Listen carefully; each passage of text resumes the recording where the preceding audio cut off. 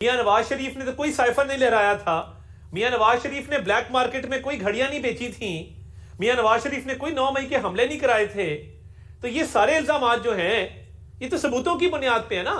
मियां नवाज शरीफ को क्या जरूरत पड़ी कि आपने उनको बेटे से तनख्वाह ना लेने पे डिस्क्वालीफाई किया। इधर तो देखें, पूरी एक चेन ऑफ कॉजेशन है, पूरे डॉक्यूमेंट्स हैं, पूरे दलाइल हैं, पूरे सबूत हैं, पूरे शवाहिद हैं। तो ये क्योंकि लाडलाइज्म एक चल रहा था मुल्क के अंदर, इन्होंने समझा कि हम हमेशा के लिए हैं और हम जो मर्जी करें, स्याह सफेद करें में कोई पूछने वाला नहीं है। नेशनल सिक्योरिटी से इन्होंने खेला साइफर के साथ। तहाइफ की फहरिस्त खत्म ही नहीं होती। अरबों रुपए के तहाइफ ब्लैक मार्केट में बेच के मुनाफा कमाया, उनको अंडर वैल्यू करके। साइफर इन्होंने लहराया, 9 मई के हमले इन्होंने किए।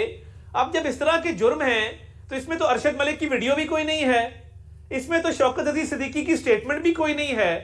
तो जब नाकाबिले तरदीद सबूत आ रहे हैं तो फिर रिवर्सल का तो सवाल ही पैदा नहीं होता।